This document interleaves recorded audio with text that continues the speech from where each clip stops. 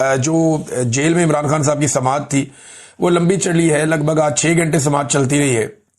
اس سماعت کے اندر ڈیولپمنٹس کیا ہے ان کے اوپر میرے پاس خبریں ہیں، وہ خبریں میں آپ کے ساتھ شیئر کرتا ہوں۔ سب سے پہلے علیمہ خانم باہر آئی، انہوں نے آ کر بات کی میڈیا کے ساتھ اور جو عمران خان کا پیغام ہے وہ پہنچایا۔ اب جو تفصیل ہے اس کی، جو عمران خان صاحب نے بہت ساری باتیں کی ہے، وہ تو ان کے اپنے ٹویٹر ہینڈل پہ چند گھنٹوں کے بعد آ جائے گا۔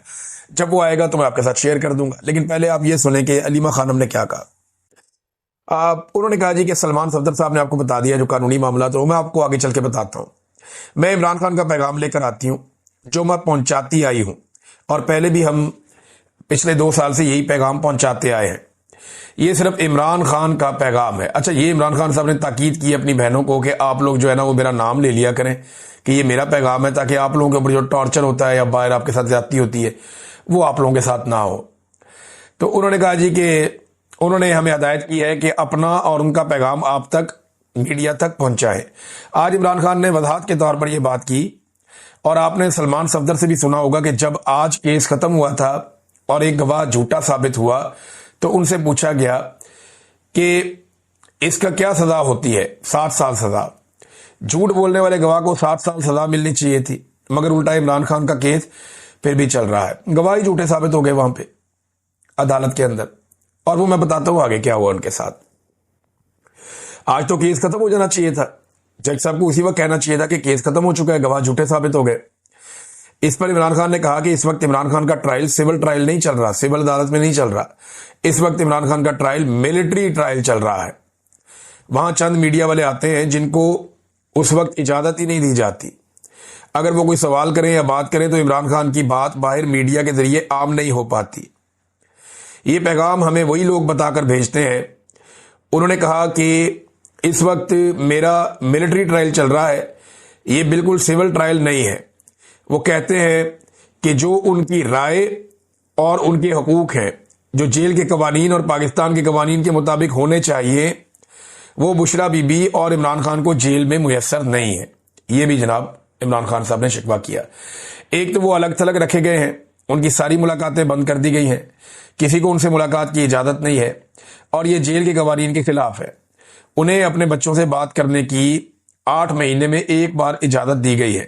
وہ کتابیں مانگتے ہیں مگر جب تک جج حکم نہ دے، اسی لیے عمران خان کہہ رہے ہیں کہ ملٹری ٹرائل چل رہا ہے، کیونکہ جج حکم دیتا ہے اور پھر پولیس کو کہا جاتا ہے کہ جا کر ان کی کتابیں لاؤ، انہیں سہولیات دو، ان کا ٹی وی آن کرو، ان کے جو الگ تھلگ جو آئسولیشن ہے وہ ختم کرو، لوگوں کی ملاقاتیں کرا دو۔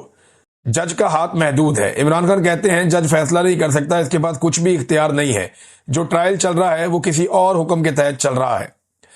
اس کیس کو ختم کر کے عمران خان اور بشرا بی بی کو رہا کر دینا چاہیے تھا۔ پھر انہوں نے کہا کہ اس وقت سارا قانون عاصم منیر کے تحت ہے۔ انہوں نے کہا جی کہ ہمارے مینڈیٹ کو چوری کیا گیا ہے، ہمارے اوپر مقدمات بنائے گئے ہیں۔ میں نے کہا کہ میں مقدمات کا عدالت میں سامنا کروں گا، انصاف عدالتوں سے لوں گا، اور یہی عمران خان صاحب ہمیشہ سے کہتے آئے ہیں۔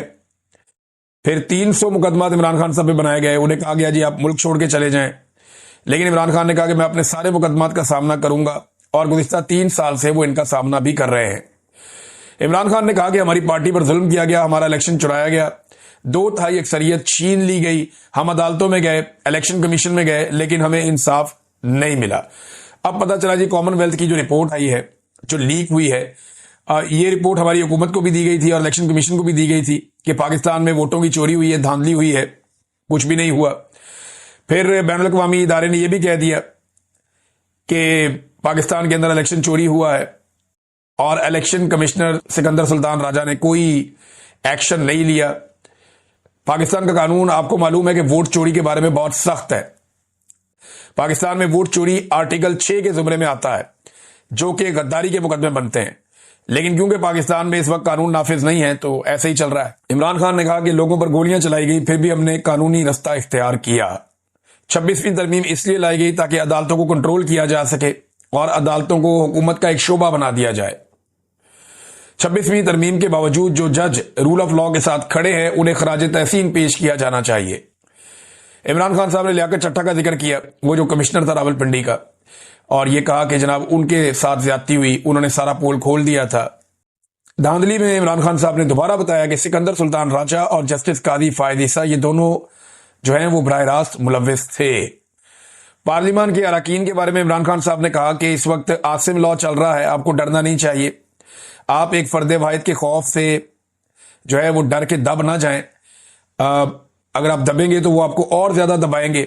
अपने हक के लिए आप आवाज उठाएं और आप पाकिस्तानी लोगों की नुमाइंदगी कर रहे हैं। जेल से ना डरे, मैं खुद 2 साल से जेल में बैठा हुआ हूं।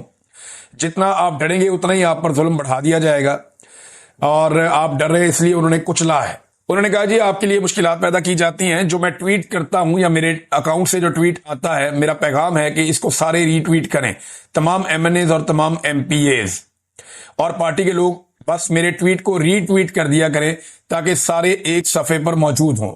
जी नाज़रीन, जी अलीमा खानम साहब ने पैगाम पहुंचाया। अभी कुछ टुकड़ों में हमारे तक ये पैगाम पहुंचा, मैंने आपको बता दिया। लेकिन जो असल बात है वो ये है कि इमरान खान साहब सुरखरू हुए हैं अदालत में, क्योंकि इमरान खान साहब के वकील ने तोशाखाना 2 केस में बाहर आके बैरिस्टर सलमान सफदर साहब ने बताया कि सुहेब अब्बासी जो अप्रेजर हैं और उनके अलावा इनामुल्लाह शाह जो हर केस में इमरान खान साहब और बुशरा बीबी के खिलाफ एक झूठे गवाह के तौर पर इन्हें पेश किया जाता है, आज ये दोनों गवाह दौरान जिरा जो सिफर होगी इनकी क्रेडिबिलिटी और ये अदालत के अंदर झूठे साबित हो गए और इनकी जो गवाहियां हैं वो जमीन बोस हो गई, पूरा केस दफन हो गया।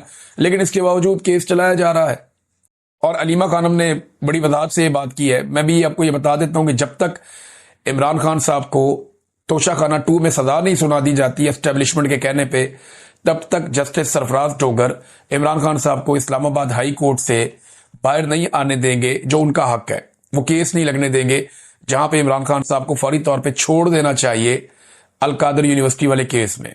लिहाजा पहले यहां सजा सुनाई जाएगी, फिर वहां पे जमानत होगी ताकि वो अदालत के देखिए जी हमने इंसाफ दे दिया है। और यहां पे जो सजा सुनाई जाएगी वो कहेंगे जी अब इसके अंदर हम इमरान खान को जेल में रख रहे हैं। ये है नाज़रीन मामला। लेकिन सुहेल अफरीदी साहब की आज फिर मुलाकात नहीं करवाई गई।